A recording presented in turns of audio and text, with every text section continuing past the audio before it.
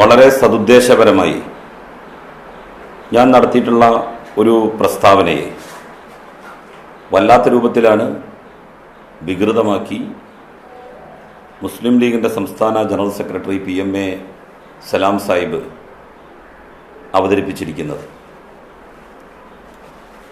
ഞാൻ എന്തോ വലിയ മലപ്പുറം വിരുദ്ധത പറഞ്ഞു, ന്യൂനപക്ഷ വിരുദ്ധത പറഞ്ഞു എന്ന രീതിയിലാണ് അവരുടെ പ്രചാരണം ഇപ്പോൾ സൈബർ ഇടങ്ങളിലൊക്കെ തന്നെ നടക്കുന്നത്. ഏതൊരു മതസമുദായത്തിലും മാറ്റങ്ങൾ ഉണ്ടാകണമെങ്കിൽ, പരിഷ്കരണങ്ങൾ ഉണ്ടാകണമെങ്കിൽ, തെറ്റായ വഴിയിൽ നിന്ന് സമുദായാംഗങ്ങൾ ശരിയുടെ വഴിയിലേക്ക് വരണമെന്നുണ്ടെങ്കിൽ ബന്ധപ്പെട്ട ജനവിഭാഗങ്ങളിൽ നിന്നാകണം അതിനെ സംബന്ധിക്കുന്ന ശക്തമായ വിമർശനങ്ങൾ ഉയരേണ്ടത്. നമ്മളുടെ നാട്ടിൽ നടന്ന എല്ലാ മതപരിഷ്കരണ നവോത്ഥാന സംരംഭങ്ങൾ പരിശോധിച്ചാലും എല്ലാവരും ബന്ധപ്പെട്ട മതസമുദായങ്ങളിൽ നിന്നുള്ള അനാചാരങ്ങൾ, അന്ധവിശ്വാസങ്ങൾ അവയ്ക്കെതിരായിട്ടാണ് ശബ്ദിച്ചത്. ഇതര മതസ്ഥരായിട്ടുള്ളവർ മറ്റു മതസമുദായങ്ങളിലെ തെറ്റുകൾ ചൂണ്ടിക്കാണിക്കുമ്പോൾ അത് വളരെ വൈകാരികമായി അവതരിപ്പിക്കാൻ ഇടയുണ്ട്. അത് സാമുദായികമായിട്ടുള്ള അകൽച്ച പോലും സൃഷ്ടിക്കപ്പെടുന്നതിനും ഇടയായേക്കും. VT ഭട്ടതിരിപ്പാട് തൻ്റെ ജാതി സമൂഹത്തിൽ നിലനിന്നിരുന്ന അനാചാരങ്ങൾക്കെതിരെ, സ്ത്രീവിരുദ്ധതയ്ക്കെതിരെ ശബ്ദമുയർത്തിയ മഹാനാണ്. ശ്രീനാരായണ ഗുരു ഹൈന്ദവ സമൂഹത്തിൽ ഒരു കാലത്ത് നിലനിന്നിരുന്ന ജാതി മേൽക്കോയ്മയ്ക്കെതിരായി ശബ്ദമുയർത്തിയ വ്യക്തിയാണ്. വക്കം അബ്ദുൽ ഖാദർ മൗലവി, ചാവറയച്ചനെ പോലെയുള്ള ആളുകൾ, ഇവരൊക്കെ അവരവരുടെ മതസമുദായങ്ങളിലെ തെറ്റുകൾ ചൂണ്ടിക്കാണിച്ച്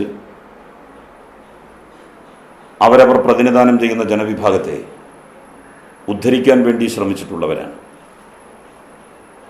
അത്തരത്തിലുള്ള ശ്രമങ്ങൾ ഒരു കാലത്തും ഒരു സമുദായത്തിലും നിന്നുപോകാൻ പാടില്ല. അതൊരു തുടർ പ്രക്രിയയാണ്. ഒഴുകുന്ന ഒരു നദി പോലെ അത്തരത്തിലുള്ള വിമർശനങ്ങൾ സമുദായത്തിനകത്ത്, ഓരോ സമുദായത്തിനകത്തും ഉയർന്നു വരേണ്ടതായിട്ടുണ്ട്. അങ്ങനെ ഒരു കാര്യമാണ് ഞാൻ ചൂണ്ടിക്കാണിച്ചത്. ഞാൻ മന്ത്രിയായിരുന്ന സമയത്താണ്, നിങ്ങൾക്കറിയാം, പ്രമാദമായ സ്വർണ്ണക്കടത്ത് കേസുമായി ബന്ധപ്പെട്ട പ്രശ്നങ്ങൾ ഉയർന്നു വരുന്നത്. ഈത്തപ്പഴത്തിൻ്റെ കുരുവാക്കി സ്വർണം കടത്തി എന്നതുൾപ്പെടെയുള്ള വലിയ ആക്ഷേപങ്ങൾ ഉയർന്നു. എന്തായിരുന്നു മുസ്ലിം ലീഗിൻ്റെയും കോൺഗ്രസിൻ്റെയും BJPയുടെയും സമീപനം? ഒരു തെറ്റും ചെയ്യാത്ത, ഒരു കഴമ്പ് പോലും സത്യമില്ലാത്ത ഒരു പ്രശ്നത്തെ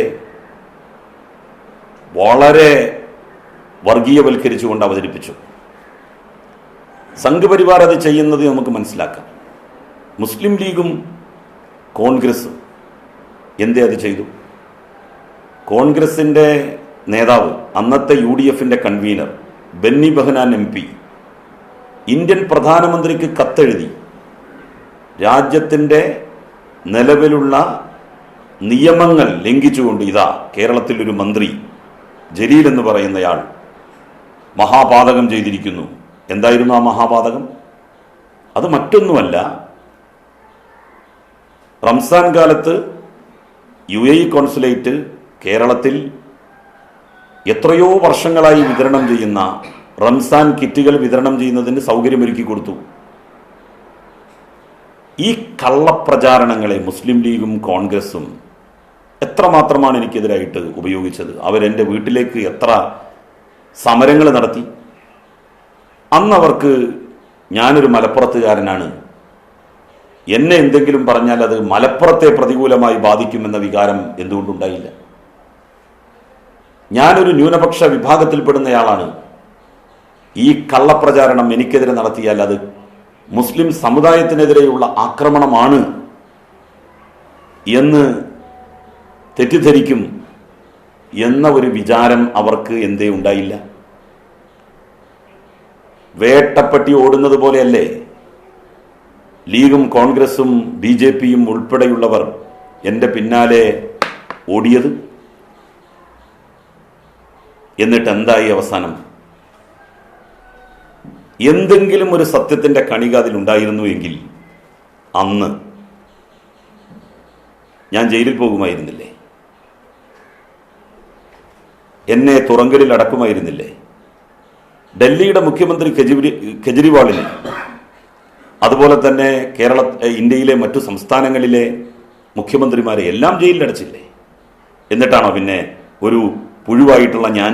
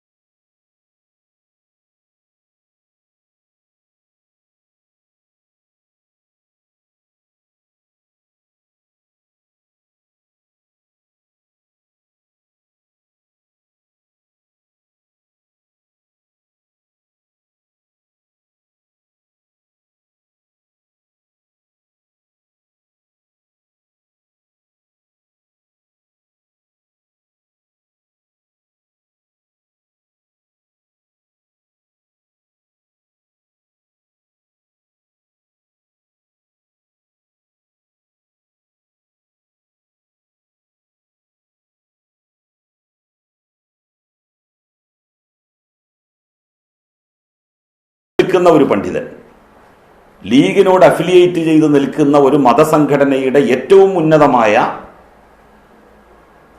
സ്ഥാനം അലങ്കരിക്കുന്ന, ഇപ്പോഴും അലങ്കരിക്കുന്ന ഒരു പണ്ഡിതൻ, ഇമാം ഗസാലിയുടെ യഹ്യാ ഉലൂമുദ്ദീൻ എന്ന് പറയുന്ന പുസ്തകത്തിന്റെ ചട്ടയിൽ സ്വർണം ഒളിപ്പിച്ചു കൊണ്ടുവരികയും അത് കസ്റ്റംസുകാർ പിടികൂടുകയും എത്രയോ ആഴ്ചകൾ അദ്ദേഹത്തിന് ജയിലിൽ കിടക്കുകയും ചെയ്യേണ്ടി വന്നിട്ടുണ്ട്. എന്നിട്ടും പക്ഷേ അത്തരത്തിലുള്ള ആളുകൾ മതസംഘടനാ രംഗത്തേക്ക്, നേതൃപദവികളിലേക്ക് വരാൻ യോഗ്യതയില്ലാത്തവരാണ് എന്ന രൂപത്തിൽ മാറ്റി നിർത്താൻ ലീഗ് തയ്യാറായില്ല. ലീഗ് അവരുടെ വേദികളിൽ ഇത്തരക്കാരെ അണിനിരത്തി പ്രസംഗിപ്പിച്ചു. ആളുടെ പേര് ഞാൻ പറയുന്നില്ല ഇപ്പൊ തൽക്കാലം. ഞാൻ ഈ പറയുന്നത് സത്യമല്ല എന്ന് മുസ്ലിം ലീഗിന്റെയോ യൂത്ത് ലീഗിന്റെയോ ഉത്തരവാദപ്പെട്ട ആരെങ്കിലും പറഞ്ഞാൽ ഞാനതിൻ്റെ എല്ലാ വിശദ വിവരങ്ങളും നിങ്ങളുമായിട്ട് പങ്കുവെക്കും. ഞാൻ ചലഞ്ച് ചെയ്യുന്നു, ഞാൻ ഈ പറഞ്ഞ സംഗതി ഉണ്ടായിട്ടില്ലേ? പണ്ഡിതന്മാരായിട്ടുള്ള ആളുകളിൽ പോലും ഇത് തെറ്റായിട്ടുള്ള ഒരു കാര്യമാണ് എന്ന, മതപരമായി നിഷിദ്ധമായിട്ടുള്ള ഒരു കാര്യമാണ് എന്ന ധാരണയില്ല. അതിൻ്റെ അടിസ്ഥാനത്തിൽ കൂടിയാണ് ഞാൻ പറഞ്ഞത്. ഞാൻ ഉൾപ്പെടെയുള്ള മഹല്ലുകളുടെ ഖാദി സ്ഥാനം അലങ്കരിക്കുന്ന പാണക്കാട് സാദിഖ് അലി ശിഹാബ് തങ്ങൾ ഇതുമായി ബന്ധപ്പെട്ട് ഒരു മതവിധി പുറപ്പെടുവിക്കണം. ഖാദിമാരാണ് മതവിധി പറയാറ്. അതിന് അദ്ദേഹത്തിന് ബുദ്ധിമുട്ടുണ്ടെങ്കിൽ അദ്ദേഹം മുസ്ലിം ലീഗിന്റെ സംസ്ഥാന പ്രസിഡന്റ് മാത്രമായിട്ട് നിൽക്കണം, ഈ ഖാദി സ്ഥാനങ്ങൾ ഒഴിയണം. അദ്ദേഹത്തിന് അതിന് കഴിയും. അതുകൊണ്ടാണ് ഞാൻ പറഞ്ഞത് അദ്ദേഹം അതിന് ഇങ്ങനെ ഒരു പ്രസ്താവന ഇറക്കണം. അത് വലിയ തെറ്റിദ്ധാരണ നിലനിൽക്കുന്നത് ഇല്ലാതാക്കും. ഇത് പറഞ്ഞതിനെയാണ് വലിയ രൂപത്തിൽ തെറ്റിദ്ധരിപ്പിച്ച് വല്ലാത്ത തലങ്ങളിലേക്ക് കൊണ്ടുപോയിക്കൊണ്ടിരിക്കുന്നത്. ഏത് മതസമുദായത്തിലും ദുഷ്പ്രവണതകൾക്കെതിരായി ബന്ധപ്പെട്ട മതസമുദായങ്ങളിൽ നിന്നാണ് വിമർശനങ്ങളും എതിർ ശബ്ദങ്ങളും ഉയരേണ്ടത്. അത് മഹാത്മാഗാന്ധി നമുക്ക് പഠിപ്പിച്ചു തന്നൊരു കാര്യവും കൂടിയാണ്. വൈക്കം സത്യാഗ്രഹത്തിൽ, ഗുരുവായൂർ സത്യാഗ്രഹത്തിലൊക്കെ പങ്കെടുക്കാൻ വേണ്ടി വന്ന സഹോദര മതസ്ഥരായ ആളുകളോട് ഗാന്ധിജി പറഞ്ഞത്, നിങ്ങൾ ഇതിൽ പങ്കെടുത്താൽ ഇതിനെ വേറൊരു തലത്തിലായിരിക്കും ഹൈന്ദവ സമുദായത്തിലെ വർഗീയ മനസ്സുള്ളവർ പ്രചരിപ്പിക്കുക. അതുകൊണ്ട് തൽക്കാലം നിങ്ങൾ മാറി നിൽക്കണം. മുസ്ലിം സമുദായത്തിലെ ഒരംഗം, ഒരു വിശ്വാസി എന്നുള്ള നിലയിൽ, ഒരു പ്രാക്ടീസ് ചെയ്യുന്നയാൾ എന്നുള്ള നിലയിൽ, ഇസ്ലാമിൻ്റെ ആചാരാനുഷ്ഠാനങ്ങൾ നിവർത്തിക്കുന്ന വ്യക്തി എന്നുള്ള നിലയിൽ ഞാനാണ് ഇത് പറയേണ്ടത്. പ്രത്യേകിച്ച് എനിക്കെതിരായിട്ട് ഈ കാര്യങ്ങളൊക്കെ വന്നതാണ്. ഒരു തരത്തിലുള്ള ഇൻവോൾവ്മെന്റും അക്കാര്യത്തിൽ എനിക്കില്ലാതെ പോയതുകൊണ്ടാണ് ക്ലീൻ ചിട്ട് എല്ലാ ഏജൻസികളിൽ നിന്നും ലഭ്യമായത്. ഇനി ക്ലീൻ ചിട്ട് ലഭ്യമായിട്ടില്ല എങ്കിൽ അവരെ ഞാൻ വീണ്ടും സ്വാഗതം ചെയ്യുന്നു എൻ്റെ വീട്ടിലേക്ക്. അവര് അന്വേഷിച്ച് കണ്ടെത്തട്ടെ. ജീവിതത്തിൽ ഇന്ന് വരെ ഒരു ഹവാല ഇടപാട് നടത്തുകയോ സ്വർണ്ണ കള്ളക്കടത്ത് പോയിട്ട് സ്വർണം യഥാവിധി കടത്താൻ പോലും ഞാൻ ശ്രമിച്ചിട്ടില്ല. മുസ്ലിം ലീഗ് പറയുന്ന കാര്യങ്ങളെ ഡൈവേർട്ട് ചെയ്ത് നാട്ടിൽ കുഴപ്പങ്ങൾ ഉണ്ടാക്കാൻ വേണ്ടി ശ്രമിക്കരുത്. ഞാൻ നേരത്തെ സൂചിപ്പിച്ചതുപോലെ പണ്ഡിതന്മാർക്കിടയിൽ പോലും തെറ്റിദ്ധാരണകളുണ്ട്. ആ തെറ്റിദ്ധാരണകൾ മാറ്റാനും, സാധാരണക്കാരുടെ തെറ്റിദ്ധാരണകൾ മാറ്റാനും, മുസ്ലിം സമൂഹത്തിൽ വലിയ സ്വാധീനമുള്ള വ്യക്തി എന്നുള്ള നിലയിൽ, ഖാദി എന്നുള്ള നിലയിൽ, വിധികർത്താവ് എന്നുള്ള നിലയിൽ പാണക്കാട് സാദിഖ് അലി ശിഹാബ് തങ്ങൾ മുന്നോട്ട് വരണം എന്ന് പറഞ്ഞതിനെ ഇത്രമേൽ ശൗര്യത്തോടുകൂടി നേരിടേണ്ട കാര്യം എന്തുണ്ട്? ഒരൊറ്റ മതവിധിയുടെ പേരിൽ ഈ സ്വർണ്ണക്കടത്ത് മുഴുവൻ ഇല്ലാതാകുമെന്ന് പറയുന്നതിലൂടെ മുസ്ലിം സമുദായത്തെ ഒന്നാകെ ഒരു സംശയമുറയിൽ നിർത്തുകയല്ലേ ശരിക്കും ഒരു തരത്തിൽ താങ്കൾ ചെയ്തത്? ഒരിക്കലുമല്ല. കാരണം എന്താന്ന് വെച്ചാൽ മുസ്ലിങ്ങൾ എല്ലാവരും സ്വർണ്ണക്കള്ളക്കടത്തുകാരാണ് എന്ന് ഞാൻ പറഞ്ഞിട്ടില്ല. ഇവിടെ ആകെ എത്രയോ 190 മറ്റോ എത്ര കേസുകളാണ് ഇവിടെ രജിസ്റ്റർ ചെയ്തിട്ടുണ്ടാവുക? അവരിൽ മഹാഭൂരിപക്ഷവും മുസ്ലിം ജനവിഭാഗത്തിൽപ്പെടുന്നവരാണ്. അവരെ കാര്യങ്ങൾ പറഞ്ഞ് മനസ്സിലാക്കണം. അതിന് നമ്മൾ ശ്രമിച്ചാൽ നമ്മൾ നമ്മളുടെ കാര്യം നോക്കുക, മറ്റുള്ളവർ മറ്റുള്ളവരുടെ കാര്യം നോക്കുക. അങ്ങനെയാണ് ഓരോ മതസമുദായങ്ങളിലും പരിഷ്കരണവും നവോത്ഥാനവും ഉണ്ടായിട്ടുള്ളത്. അതാണ് നമ്മൾ ചെയ്യേണ്ടത്. അല്ലാതെ ഈ ജില്ലയെയോ ജില്ലയിലുള്ള ഞാൻ അടക്കമുള്ള മുസ്ലിം സമൂഹം അങ്ങനെ തെറ്റിദ്ധരിപ്പിക്കപ്പെടുന്നത് എനിക്കും തന്നെയല്ലേ ദോഷം ചെയ്യുക. പക്ഷെ കാര്യങ്ങൾ പറയണം. ഞാനിപ്പോൾ നിങ്ങൾക്ക് മുമ്പിൽ ഒരു വീഡിയോ പ്രദർശിപ്പിക്കുകയാണ്. ഇത് പറഞ്ഞു കൊടുക്കൽ പണ്ഡിതർമ്മം എന്ന് പറഞ്ഞാൽ മുൻകർ, അത് പറയുക തന്നെ വേണം. കള്ളക്കടത്ത് ഭാഗങ്ങളിൽ ഒളിച്ചു കടത്തുക, അത് കൊടുവള്ളിക്കാരൻ ചെയ്താലും കരുവമ്പൂൽക്കാരൻ ചെയ്താലും വെണ്ണക്കോടുകാരൻ ചെയ്താലും ഇന്ത്യ രാജ്യത്തെ സാമ്പത്തികമായ വ്യവസ്ഥിതിക്ക് വിപരീതമാണ്, ചെയ്യാൻ പാടില്ലാത്തതാണ്, ആരും അങ്ങനെ ചെയ്യരുത്, രാജ്യദ്രോഹ കുറ്റമാണ് എന്ന് ഗവൺമെന്റ് പറഞ്ഞാൽ ഇന്ത്യൻ ഇക്കോണമിക്കിയുടെ ബാലൻസ് തെറ്റാൻ അത് കാരണമാകുമെന്ന് കണ്ടു കഴിഞ്ഞാൽ കരുവമ്പൂൽക്കാരൻ കടത്താൻ തുടങ്ങിയാൽ, കൊടുവള്ളിക്കാരൻ കടത്താൻ തുടങ്ങിയാൽ മിണ്ടണം, പറയണം. കൊല്ലരുതനിയ കൊല്ലരുത്, മാനിഷാദ ഇന്ത്യയെ കൊല്ലരുത്. ഇതൊരു ദാരിദ്ര്യം പിടിച്ച രാജ്യമാണ്. ഒരു ഭാഗത്ത് പണം കുന്നുകൂടുകയും മറുഭാഗത്ത് മെലിയുകയും ചെയ്യുന്നതിന് കാരണമാകുന്ന പണപ്പെരുപ്പം എന്ന് പറയുന്ന രാജ്യദ്രോഹ കുറ്റം അതിൽ ചെയ്യല്ലേ. തലക്കെട്ട് കെട്ടിയവനെ, തൊപ്പിയിട്ടവനെ, നിസ്കാരത്തേക്കുള്ളവനെ ഇത് പറഞ്ഞു കൊടുക്കൽ ആരുമില്ല, നിർബന്ധമാണ്. അത് പറഞ്ഞു കൊടുക്കാതെ അതൊക്കെ എന്തെങ്കിലുമൊക്കെ ആയിക്കോട്ടെ, നമുക്ക് നിസ്കാരത്തിന്റെ ഫർദും സ്വത്തും പറയാ, മുവാലാത്ത് തുമരീനത്തിനെ പറ്റി പറയാ, അത് മതി. മറ്റേതങ്ങനെ നടക്കട്ടെ. ഈ ഒരു ചിന്ത മുസ്ലിംമാരെ നിങ്ങൾക്കും എനിക്കും ഉണ്ടായാൽ മതി, അത് മതി. മല്ലുവിനാകാൻ 947 ഇന്ത്യക്ക് സ്വാതന്ത്ര്യം കിട്ടിയതിനു ശേഷം എന്റെയും നിങ്ങളുടെയും ജനസഭ എന്താണ് നമ്മുടെ രക്ഷിതാവ്? ശരി, അദ്ദേഹം അങ്ങനെ പറഞ്ഞതെന്ന് വിചാരിക്കുക. ഇങ്ങനെയൊക്കെ ആണെങ്കിൽ പോലും ഒരു മതവിധി കൊണ്ടാണോ ഈ കള്ളക്കടത്തിനെ തടയേണ്ടത്? നിയമം കൊണ്ടല്ലേ? തീർച്ചയായിട്ടും നിയമം കൊണ്ട് തന്നെയാണ്. നിയമം കൊണ്ട് ഇത് തടയാൻ പറ്റാതെ വരുമ്പോഴാണല്ലോ നമ്മളെപ്പോഴും നാട്ടിലൊരു പ്രശ്നം ഉണ്ടാവുമ്പോൾ മതസമുദായ നേതാക്കളെയാണ് വിളിക്കുക. എന്നിട്ട് അവരോട് പറയും, നിങ്ങളുടെ ഒക്കെ സമുദായാംഗങ്ങളെ അടക്കി നിർത്തണം, അവരെ കാര്യങ്ങൾ പറഞ്ഞ് ബോധ്യപ്പെടുത്തണം, മനസ്സിലാക്കണം. അതെന്തിനാ പറയുന്നത്? നമുക്ക് പട്ടാളത്തെ ഇറക്കി മുഴുവൻ വെടിവെച്ച് പ്രശ്നങ്ങൾ തീർത്തുകൂടെ? പോലീസിനിറക്കി വെടിവെച്ച് പ്രശ്നങ്ങൾ തീർത്തുകൂടെ? ഓരോ വിശ്വാസികളോടും അവരുടെ വിശ്വാസ കാര്യങ്ങളും പറയണം. വിശ്വാസപരമായും മതപരമായും ഇത് തെറ്റാണ്. നിയമപരമായിട്ട് ഒരു തെറ്റ് എന്ന് പറഞ്ഞാൽ ഇവിടെ നിന്ന് നമുക്ക് കിട്ടുന്ന ശിക്ഷയിലൂടെ അതില്ലാതാവും. പക്ഷേ മതപരമായിട്ടുള്ള ഒരു തെറ്റ് ഇവിടുത്തെ ശിക്ഷ മാത്രമല്ല, മരണപ്പെട്ട് പരലോകത്ത് ചെന്നാലും അവിടെ ശിക്ഷ കിട്ടും എന്ന് വിശ്വസിക്കുന്നവരാണ് വിശ്വാസികൾ. അതുകൊണ്ട് ആ കാര്യവും കൂടി പറഞ്ഞ് ഒരു തിന്മയെ നിരുത്സാഹപ്പെടുത്തണം എന്ന് പറയുന്നത് എന്ത് തെറ്റാണ്? മറ്റുള്ളവരും ചെയ്യണം, ഉറപ്പല്ലേ? ഞാൻ അത് അവര് ബന്ധപ്പെട്ട മതസമുദായങ്ങളിൽ നിന്നുള്ള ആളുകൾ അവരുടെ തെറ്റുകൾ ചൂണ്ടിക്കാണിക്കട്ടെ. ഞാൻ മുസ്ലിം സമുദായത്തിൽ നിന്നുള്ള വ്യക്തി എന്നുള്ള നിലയിൽ മുസ്ലിം സമുദായാംഗങ്ങൾ ഇതിൽ കൂടുതൽ ഇൻവോൾവ് ചെയ്യുന്നത് മതപരമായിട്ട് തന്നെ നിഷിദ്ധമാണ്, മതപരമായി ഇത് വിരുദ്ധമാണ് എന്ന് ചൂണ്ടിക്കാണിച്ചു എന്ന് മാത്രം. അതെന്റെ ബാധ്യതയാണ്, അത് ഞാൻ തുടർന്നുകൊണ്ടേയിരിക്കും. ഇവർക്ക് എന്നെ വേട്ടയാടിയപ്പോൾ ഈ വികാരം എന്താ തോന്നാതിരുന്നത്? ഇവിടെ ആർക്കെങ്കിലും തോന്നിയോ? ഓ, ജലീൽ ഒരു മുസ്ലിമാണ്, ഓനെ എന്തിനാ ഇപ്പം ഇങ്ങനെ ഇടങ്ങറാക്കണത്? ചെയ്തിട്ടുണ്ടെങ്കിൽ ഒരു പേര് ഇടങ്ങറാക്കിക്കോട്ടെ. ഒരു തെറ്റും ചെയ്യാത്ത എന്നെ വേട്ടപ്പട്ടിയെ പോലെ പിന്തുടർന്ന് യാതൊരു അടിസ്ഥാനവുമില്ലാത്ത കാര്യത്തിൽ എനിക്കെതിരായി പ്രചരണം നടത്തി. അന്നില്ലാത്ത ഒരു മലപ്പുറം സ്നേഹം.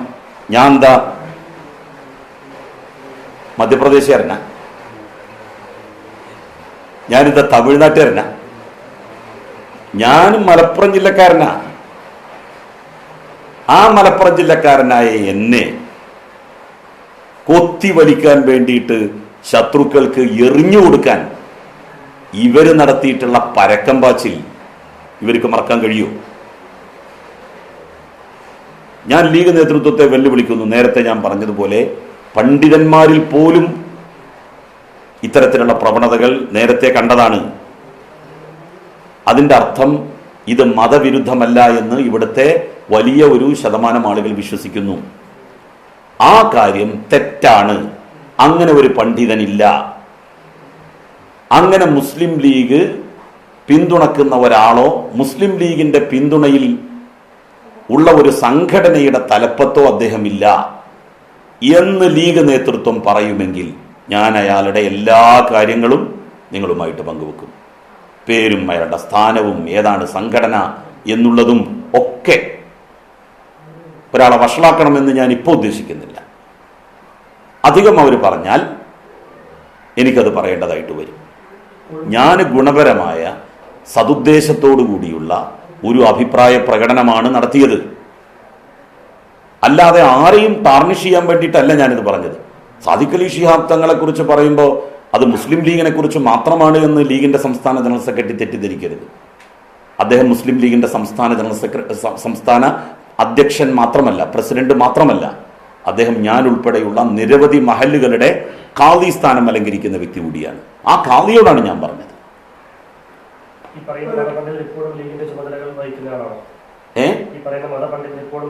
ലീഗിന്റെ ചുമതല വഹിക്കുകയല്ല, പക്ഷെ ലീഗുകാരനാണ്. ലീഗിന്റെ സ്റ്റേജിൽ അദ്ദേഹം പ്രസംഗിക്കാറുണ്ട്, മുസ്ലിം ലീഗിന് വേണ്ടിയിട്ട് പ്രസംഗിക്കാറുണ്ട്.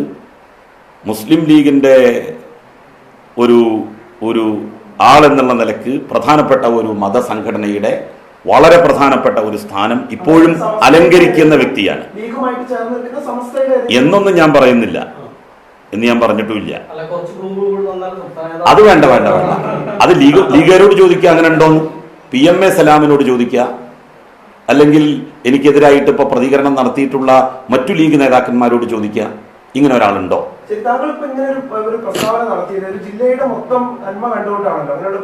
തീർച്ചയായും നല്ലത്. പക്ഷെ അതിനോട് ആദ്യം തന്നെ ജില്ലയിലെ ഏറ്റവും വലിയ രാഷ്ട്രീയ പാർട്ടി പ്രതികരിച്ചത് താങ്കളെ ഒരു വർഗീയവാദിയാക്കിക്കൊണ്ടാണ്. ഞാൻ പറഞ്ഞത് ഒരു കുറച്ച് മുൻപത്തെ നേതൃത്വം ആയിരുന്നെങ്കിൽ, പക്ഷെ ഹൈദരലി തങ്ങളെ പോലുള്ള ആളുകളായിരുന്നെങ്കിൽ താങ്കൾ ഇങ്ങനെ ഒരു നിർദ്ദേശം വെക്കുമ്പോൾ അതിനെ സ്വീകരിക്കുമായിരുന്നു എന്ന് തോന്നുന്നുണ്ടോ? സത്യത്തിൽ സ്വീകരിക്കുകയാണ് ചെയ്യേണ്ടത്. ഞാൻ ഒരു അതിരുവിട്ട പ്രസ്താവനയോ അല്ലെങ്കിൽ മോശപ്പെട്ട ഒരു കാര്യമോ അല്ലല്ലോ പറഞ്ഞത്. ഇപ്പോൾ ഞാൻ നിങ്ങൾക്ക് മുന്നിൽ കാണിച്ച ഈ പ്രസംഗം നടത്തുന്നത് ബഷീർ ഫൈസി എന്ന് പറയുന്ന പ്രസിദ്ധനായിട്ടുള്ള ഒരു പണ്ഡിതനാണ്. അദ്ദേഹം കേരളത്തിലെ പ്രധാനപ്പെട്ട ഒരു മതസംഘടനയുടെ ഉന്നതമായ പദവി അലങ്കരിക്കുന്ന വ്യക്തിയാണ്. ഇദ്ദേഹം തന്നെ പറയുന്നുണ്ട് മതപണ്ഡിതന്മാരോട്, മത നേതാക്കന്മാരോട്, നമ്മളിത് പറയണം, സമൂഹത്തോട് ഉത്ബോധിപ്പിക്കണം, അതല്ല എന്നുണ്ടെങ്കിൽ അവർ തെറ്റിദ്ധരിക്കും. ഇപ്പൊ ഒരു മതപണ്ഡിതൻ ഇങ്ങനെ ഒരു സ്വർണ്ണക്കടത്ത് നടത്തി എന്ന് പറയുമ്പോൾ അത് വലിയ വാർത്തയാവേണ്ടതായിരുന്നു, പ്രത്യേകിച്ച് മുസ്ലിം ലീഗ്. കുറെ വർഷങ്ങൾക്ക് മുമ്പാണ്. ഹജ്ജിന് പോയിട്ട് വരുന്ന സമയത്താണ് യഹ്യാ ഉലൂമുദ്ദീന്റെ, ഹജ്ജിനാണോ ഉംറക്കാണോ എന്ന് എനിക്കറിയില്ല, ഹജ്ജിന് തന്നെയാണെന്നാണ് എൻ്റെ ബലമായ വിശ്വാസം. എത്ര വർഷം? കുറച്ച് വർഷങ്ങൾക്ക് മുമ്പാണ്. തീർച്ചയായിട്ടും, പിന്നെന്താ, അന്നൊക്കെ അത് വലിയ വാർത്തയായിരുന്നു. അന്നത് വലിയ വാർത്തയായിരുന്നു. അദ്ദേഹം എയർപോർട്ടിൽ നിന്ന് ഇറങ്ങി ബസ്സിൽ നാട്ടിലേക്ക് വന്നുകൊണ്ടിരിക്കുന്നതിനിടയിലാണ് ബസ്സിൽ വെച്ച് പിടികൂടി അതെല്ലാം പുറത്തെടുത്ത് എത്രയോ ദിവസങ്ങൾ അദ്ദേഹം, ആഴ്ചകൾ അദ്ദേഹം ജയിലിലായിരുന്നു.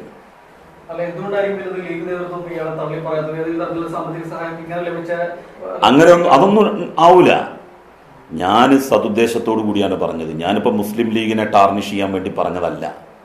അങ്ങനെയാണെങ്കിൽ മുസ്ലിം ലീഗിന്റെ സംസ്ഥാന അധ്യക്ഷൻ എന്നല്ലേ ഞാൻ പറയാ. ഞാൻ സാദിഖ് അലി ശിഹാബ് തങ്ങളെ എൻ്റെയും കൂടി ഖാദി എന്നുള്ള നിലയിൽ പറയാണ്. ഞാൻ നിങ്ങളോട് ചോദിക്കട്ടെ, നിങ്ങളിൽ മുസ്ലിങ്ങളും മറ്റു മതസ്ഥരും ഒക്കെ ഉണ്ടാവും. എവിടെയെങ്കിലും ഒരു മതപ്രസംഗം നടത്തുന്ന സമയത്ത് ഇത്തരത്തിലുള്ള കാര്യങ്ങൾ മതനിഷിദ്ധമാണ് എന്ന രൂപത്തിൽ പറയുന്നത് നമ്മൾ കേട്ടിട്ടില്ലല്ലോ. രാജ്യവിരുദ്ധമായ ഒരു കാര്യം മതവിരുദ്ധവുമാണ്. രാജ്യസ്നേഹം എന്ന് പറയുന്നത് ഈമാന്റെ പകുതിയാണ് എന്ന് ഇബ്രാഹിം സുലൈമാൻ സേഠ് സാഹിബ് എപ്പോഴും പ്രസംഗിക്കാറുള്ള ഒരു കാര്യമാണത്. പ്രവാചകൻ മുഹമ്മദ് നബിയുടെ ഒരു വാചകം എടുത്ത് അദ്ദേഹം എപ്പോഴും ഉദ്ധരിക്കാറുള്ള കാര്യമാണ്. രാജ്യസ്നേഹം അത് വിശ്വാസത്തിൻ്റെ പകുതിയാണ് എന്ന്. ആ നിലക്കാണ് ഞാൻ സൂചിപ്പിച്ചത്. ഇതിനെ അങ്ങനെ അതിവൈകാരികതയിൽ കാണേണ്ട കാര്യമില്ല.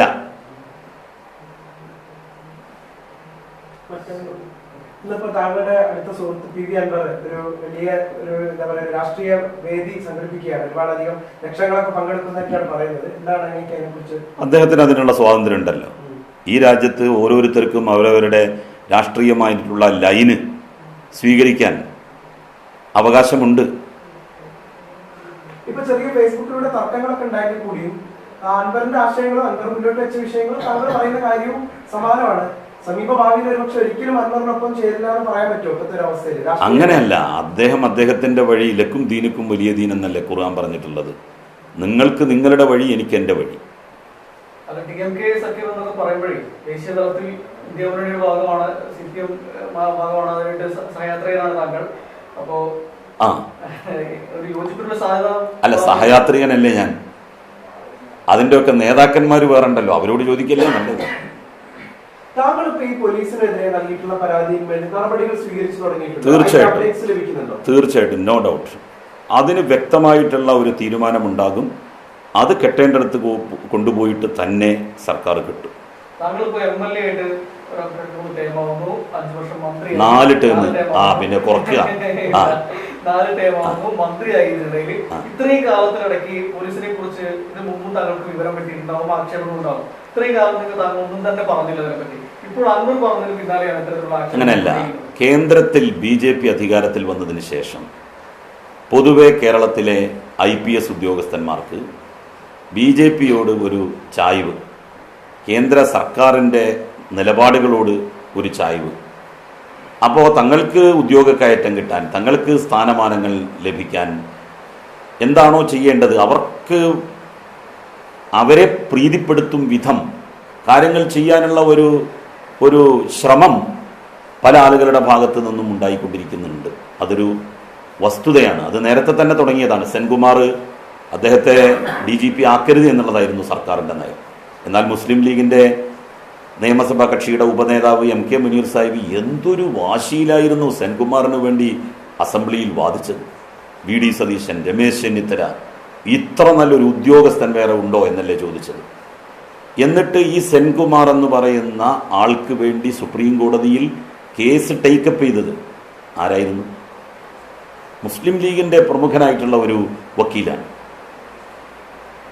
അന്ന് തുടങ്ങിയതാണ്. സത്യത്തിൽ ശക്തിപ്പെട്ടതാണ് ഇതൊക്കെ. അത് ഇത്രമാത്രം പരിമിതപ്പെട്ട് നിന്നത് ഇടതുപക്ഷം ഇവിടെ ഭരിക്കുന്നത് കൊണ്ടും കേരളത്തിൻ്റെ ആഭ്യന്തരം ബഹുമാനപ്പെട്ട മുഖ്യമന്ത്രി പിണറായി വിജയൻ കൈകാര്യം ചെയ്യുന്നത് കൊണ്ടുമാണ്. വേറെ ഒരു സർക്കാരായിരുന്നു, ഇപ്പം UDF ആയിരുന്നു ഭരിച്ചിരുന്നത് എങ്കിൽ ഇത് പൂർണ്ണമായും സംഘവൽക്കരിക്കപ്പെട്ടിട്ടുണ്ടാകുമായിരുന്നു. അങ്ങനെയാണ് നമ്മൾ മനസ്സിലാക്കേണ്ടത്. എനിക്ക് ധൈര്യമുണ്ട്. ഇനിയിപ്പോ ഒന്നും ഇല്ലാന്ന് ഞാൻ പറഞ്ഞല്ലോ. മേപ്പെട്ട് നോക്കിയ ആകാശം, കീഴ്പ്പെട്ട് നോക്കിയ ഭൂമിയല്ലേ. എനിക്ക് എന്തും പറയാം. അങ്ങനെയല്ല. ഇത് യഥാർത്ഥത്തിൽ ഇത്തരത്തിലുള്ള കാര്യങ്ങൾ എൻ്റെ മുമ്പിൽ വന്നിരുന്നില്ല. വന്നപ്പോൾ ഞാൻ പറഞ്ഞു, അത് മുഖ്യമന്ത്രിയോട് പറഞ്ഞു, പാർട്ടി സെക്രട്ടറിയുടെ ശ്രദ്ധയിൽപ്പെടുത്തി. അതുകൊണ്ടാണല്ലോ അൻവറുമായിട്ട് സഹകരിച്ച് ഞങ്ങൾ മുന്നോട്ട് പോയത്. ഇല്ല. ഞാൻ മന്ത്രിയായിരുന്ന സമയത്ത് അത്തരത്തിലുള്ള പ്രശ്നങ്ങളൊന്നും ഇവിടെ ഉണ്ടായിട്ടില്ല. അങ്ങനെ ഒരു ആക്ഷേപം പോലീസിനെതിരായിട്ട് ഇവിടെ ഉയർന്നിട്ടുണ്ടോ? നിങ്ങൾ പറ. അങ്ങനെ ഉണ്ടായിരുന്നെങ്കിൽ അത് ഞാനല്ലേ അന്നത്തെ ജില്ലയുടെ ചുമതലയുള്ള മന്ത്രി എന്നുള്ള നിലയിൽ ടേക്കപ്പ് ചെയ്യുക. അങ്ങനെ ഒരു ആക്ഷേപം ഉണ്ടായിട്ടില്ല.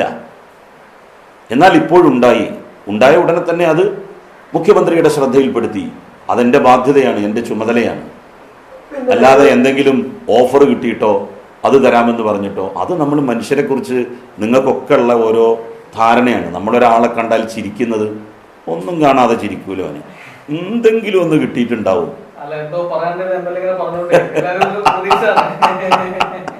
അത് ശരി. ചർച്ചയിൽ പറയണേട്ട കെ.ടി. ജലീലിന് അൻവറിന്റെ പിന്നാലെ കുറച്ച് കാര്യങ്ങൾ പറയാനുണ്ടായിരുന്നു.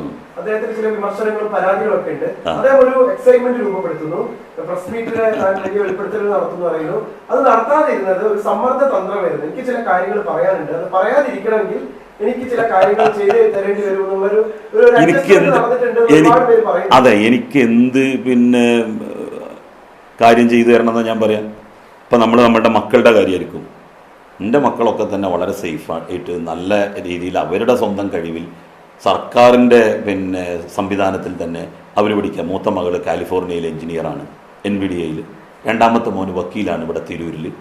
മൂന്നാമത്തെ മോളിപ്പോൾ സെൻട്രൽ ഗവൺമെൻറ് മെഡിക്കൽ കോളേജിൽ നിന്ന് MBBS കഴിഞ്ഞു. ഇപ്പോൾ MDക്ക് ഓൾ ഇന്ത്യ എൻട്രൻസ് പരീക്ഷയിൽ നീറ്റ് PG എൻട്രൻസ് പരീക്ഷയിൽ 327 റാങ്ക് കിട്ടി.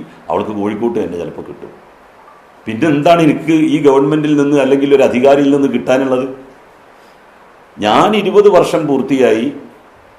ഇനി മറ്റുള്ള ചില കാര്യങ്ങളും ചെയ്യേണ്ടതുണ്ട്. കണ്ടില്ല നിങ്ങൾ, ഈ 9-12 പുസ്തകങ്ങൾ ഞാൻ എഴുതിയതാണ്. മന്ത്രിയാകുമ്പോൾ ഇതിൽ 2-3 പുസ്തകങ്ങളെ പ്രസിദ്ധീകരിക്കപ്പെട്ടിരുന്നുള്ളൂ. ബാക്കിയുള്ളതെല്ലാം എഴുതിയത് 8-9 പുസ്തകങ്ങൾ ഞാൻ എഴുതിയത് ഇപ്പോഴാണ്, ഈ ഒരു 3 വർഷ കാലയളവിലാണ്. ഇനിയും എനിക്ക് അതുമായി ബന്ധപ്പെട്ട് ഒരുപാട് കാര്യങ്ങൾ ഒരു റിസർച്ച് ഓറിയൻറ്റഡ് ആയിട്ട് ചെയ്യേണ്ടതുണ്ട്. ഇവിടുത്തെ ഇന്ത്യൻ ഫാഷിസ്റ്റുകൾക്കെതിരായി നമ്മളുടെ ഒരു ഡ്യൂട്ടി എന്ന് പറയുന്നത് വെറും പാർലമെൻ്ററി രംഗത്തുള്ള പ്രവർത്തനം മാത്രമല്ല, അതിനപ്പുറത്തേക്ക് നമുക്ക് ചെയ്യാൻ വേണ്ടി ഉണ്ട്. അതിൻ്റെ തെളിവാണ് ഇന്തോനേഷ്യ, ക്ഷേത്രസമൃദ്ധമായ മുസ്ലിം രാജ്യം. ലോകത്തിലെ ഏറ്റവും കൂടുതൽ മുസ്ലിം ജനസംഖ്യയുള്ള രാജ്യമാണ് ഇന്തോനേഷ്യ. ആ രാജ്യം ക്ഷേത്രസമൃദ്ധമാണ്. ഉപ്പുപാടത്തെ ചന്ദ്രോദയം ബംഗ്ലാദേശും നേപ്പാളും ഉൾപ്പെടെയുള്ള രാജ്യത്ത്, നേപ്പാളിൽ ഞാൻ പോയ സമയത്ത് നേപ്പാളിലാണ് ലോകത്ത് ഏറ്റവും ടേസ്റ്റി ആയിട്ടുള്ള ഏറ്റവും വിലക്കുറവുള്ള ബീഫ് കബാബ് കിട്ടുക. വൈകുന്നേരം 6 മണിക്ക് നേപ്പാളിൻ്റെ തലസ്ഥാന നഗരിയിലെ തെരുവുകളിൽ ഇത് യഥേഷ്ടം ലഭ്യമാണ്. സന്യാസിമാരുൾപ്പെടെയുള്ളവർ അത് വാങ്ങി കഴിച്ചു പോകുന്നത് കാണാൻ എന്തൊരു രസമാണെന്ന്. ഭയങ്കര തിരക്കായിരിക്കും. അപ്പോൾ അത്തരം കാര്യങ്ങളെല്ലാം ഞാൻ അതിലെഴുതുന്നുണ്ട്. എല്ലാ രാജ്യങ്ങളിലും വന്നുകൊണ്ടിരിക്കുന്ന മാറ്റങ്ങളെക്കുറിച്ച് നമുക്ക് ഒരു വാട്ടർ ടൈറ്റ് കമ്പാർട്ട്മെൻറ്റിൽ പരിമിതപ്പെട്ട് കഴിയാനാവില്ല എന്നുള്ള സന്ദേശം സമൂഹത്തിന് നൽകുക. അതാണ് എൻ്റെ ഉദ്ദേശം. സമുദായത്തെ കൂടി പരിഗണിച്ചാണ് ഞാൻ മാറിക്കഴിഞ്ഞാൽ കാലുമാറ്റം നടത്തിയത് സമുദായത്തിന് ദോഷം ചെയ്യുമെന്ന് പറഞ്ഞു. അപ്പൊ അത് ഞാൻ ചോദിക്കുന്നത്, അവർ മാറി നിൽക്കണം എന്നുള്ളത് തോന്നലുള്ളിലുണ്ടായിരുന്നു. കാരണം ഒരുപാട് ഒരിക്കലുമല്ല. എന്താ കാരണം എന്ന് വെച്ചാൽ, അങ്ങനെ പറയാൻ കാരണം ഞാൻ പറഞ്ഞുതരാം. മലബാറിൽ ഇപ്പോൾ നിലനിൽക്കുന്ന, മലപ്പുറത്ത് ഇപ്പോൾ നിലനിൽക്കുന്ന മതമൈത്രിയുടെ അടിസ്ഥാനം എന്ന് പറയുന്നത് വ്യക്തികൾ അവർ പരസ്പരം പുലർത്തിയിട്ടുള്ള വിശ്വാസത്തിൻ്റെ ഭാഗമായി വളർന്നു വന്നിട്ടുള്ളതാണ്. ഇപ്പോൾ ഉദാഹരണത്തിന് മമ്പുറം തങ്ങൾ, ആ മമ്പുറം തങ്ങളുടെ ഏറ്റവും അടുത്ത ഒരു സുഹൃത്തായിരുന്നു, തൻ്റെ എല്ലാ കണക്കുകളും നോക്കിയിരുന്നയാളായിരുന്നു കോന്തുനായർ. കോന്തുനായരെ എത്രമാത്രമാണ് മമ്പുറം തങ്ങൾ വിശ്വസിച്ചത് എന്ന് ചോദിച്ചാൽ നമുക്കതിന് ഉത്തരം പറയാൻ കഴിയില്ല വ്യക്തമായി. ആ വിശ്വാസ്യതയാണ്, ആ ഗാഠമായ ബന്ധമാണ് മലപ്പുറത്തും മലബാറിലും സൗഹൃദപൂർണമായ ഒരു ഹിന്ദു മുസ്ലിം മൈത്രി ഉണ്ടാക്കിയെടുത്തത്. ആ വിശ്വാസ്യതയ്ക്ക് കോട്ടം വരരുത്. അതാണ് ഞാൻ ആഗ്രഹിച്ചതും അതാണ് ഞാൻ ഉദ്ദേശിച്ചത്. മുഖ്യമന്ത്രി കഴിഞ്ഞ ദിവസം ദേശീയ മാധ്യമത്തിൽ നൽകിയ അഭിമുഖത്തിൽ പറഞ്ഞിരുന്ന പ്രസ്താവന മലപ്പുറത്തെ സംബന്ധിച്ച് നടത്തിയ പ്രസ്താവന വലിയ വിവാദമായിരുന്നു. അതിന് പിന്നാലെയാണ് താങ്കളുടെ ഈ പരാമർശങ്ങളും ഫേസ്ബുക്ക് പോസ്റ്റും ഒക്കെ വരുന്നത്. മുഖ്യമന്ത്രിക്ക് ഒരു കവചം തീർക്കാനാണ് കെ.ടി. ജലീൽ ഈ സമാനമായ ആരോപണമായി രംഗത്ത് വരുന്നത് ഒരു വിമർശനമുണ്ട്. അങ്ങനെയല്ല, ഞാൻ പറഞ്ഞത് വസ്തുതയാണ്. ഞാൻ സതുദ്ദേശത്തോടു കൂടിയാണ് പറഞ്ഞത്. ഇവിടെ ഇങ്ങനെ ഉണ്ടാവാൻ പാടില്ല. ഇപ്പോൾ കായൽപട്ടണം എന്ന് പറഞ്ഞൊരു സ്ഥലമുണ്ട് തമിഴ്നാട്ടിൽ. 35,000 ജനസംഖ്യയുള്ള ഒരു പ്രദേശമാണ്. മഹാഭൂരിപക്ഷവും മുസ്ലിങ്ങളാണ്. അവിടെ ഒരു പോലീസ് സ്റ്റേഷനില്ല, ഒരു കശവിശയില്ല, ആളുകൾ തമ്മിൽ സംഘർഷങ്ങളില്ല. വളരെ സൗഹാർദ്ദത്തിൽ ജീവിക്കുന്ന ആളുകൾ ജീവിക്കുന്ന ഒരു ദേശം. അങ്ങനെ ഒരു ദേശം ആയിട്ട് നമ്മളുടെ ഓരോരുത്തരുടെയും മതസമുദായങ്ങൾ അധിവസിക്കുന്ന ദിക്കുകൾ മാറിയാൽ എത്ര സുന്ദരമാകും നമ്മളുടെ രാജ്യം. അങ്ങനെ ആവാനാണ്, അങ്ങനെ ആകണമെന്ന് ആഗ്രഹിക്കാനാണ് എനിക്കിഷ്ടം. അത്രേ പറഞ്ഞുള്ളൂ. അല്ലാതെ മലപ്പുറത്തെ ടാർണിഷ് ചെയ്യുക, മലപ്പുറത്തെ മോശമാക്കുക, അതൊന്നുമല്ല. മലപ്പുറം ഇനിയും നന്നാവണം, ഇനിയും നന്നാവണം. TV അൻവറിന്റെ ആരോപണങ്ങൾ, ആക്ഷേപങ്ങൾ അത് മുഖ്യമന്ത്രിയുടെ ഈ ന്യൂനപക്ഷ അതിനോടൊരു അനുകൂല നിലപാടിനെ സംശയത്തിന് നിലനിർത്തുന്ന അല്ലെങ്കിൽ ഒരു കരുതൽ പിടിക്കുന്ന ഒരു സാഹചര്യം ഉണ്ടാക്കിയിട്ടുണ്ട്. CPM-ന്റെ ന്യൂനപക്ഷ നിലപാടിലേക്ക് ഒരു സാഹചര്യം ഒരുക്കിയിട്ടുണ്ട്. അതിന് പേരെ കഴിഞ്ഞ ദിവസം തുടങ്ങിയ നിസാര മാസികയിലും അത്തരമൊരു ആശങ്ക പങ്കുവെച്ചുകൊണ്ടുള്ള ചില വാചകങ്ങൾ വന്നിട്ടുണ്ട്. അപ്പോൾ സുന്നി വിഭാഗത്തിൽ ഉൾപ്പെടെ ഈ ഇടതുപക്ഷത്തോടൊപ്പം നിന്ന വിഭാഗത്തിനൊക്കെ ഒരു വിശ്വാസ്യത പ്രശ്നം വരുന്ന സാഹചര്യം ഉൾപ്പെട്ട് വന്നിട്ടുണ്ട്. ഒരു ഡെഫിസിറ്റ് വന്നിട്ടുണ്ടോ? അങ്ങനെ ഒരു വിശ്വാസ്യത നഷ്ടമുണ്ടായിട്ടില്ല. അത് ഓരോ സംഘടനക്കും ചില ഇഷ്യൂസുമായി ബന്ധപ്പെട്ട് അവരവരുടേതായിട്ടുള്ള അഭിപ്രായങ്ങൾ ഉണ്ടാകും. അത് സ്വാഭാവികമാണല്ലോ. അതുകൊണ്ടാണല്ലോ വ്യത്യസ്ത സംഘടനകളിൽ നമ്മൾ നിൽക്കുന്നത് തന്നെ. അവരവരുടെ അഭിപ്രായം പറഞ്ഞു. തീർച്ചയായിട്ടും അതിൽ എന്തെങ്കിലും കഴമ്പുകൾ ഉണ്ടെങ്കിൽ അത് ഗവൺമെൻറ് അഡ്രസ്സ് ചെയ്യും. നീക്കേണ്ടതാണെങ്കിൽ നീക്കും, കൊള്ളേണ്ടതാണെങ്കിൽ കൊള്ളും. യാതൊരു തർക്കവും ആ കാര്യത്തിലില്ല. ഏത് വിഭാഗത്തിനും, സുന്നി എന്നല്ല, എല്ലാ മതസംഘടനകൾക്കും, അത് ഏത് മതവിഭാഗത്തിൽപ്പെടുന്ന അവാന്തര വിഭാഗങ്ങളായാലും ശരി, അവരുടെയൊക്കെ പ്രശ്നങ്ങൾ സർക്കാരിൻ്റെ മുമ്പിൽ വെക്കും. വിമർശനപരമായി അതിനെ കാണും. ആ പ്രശ്നങ്ങളെയൊക്കെ തന്നെ അഡ്രസ്സ് ചെയ്യുകയും പരിഹരിക്കുകയും ചെയ്യും സർക്കാർ.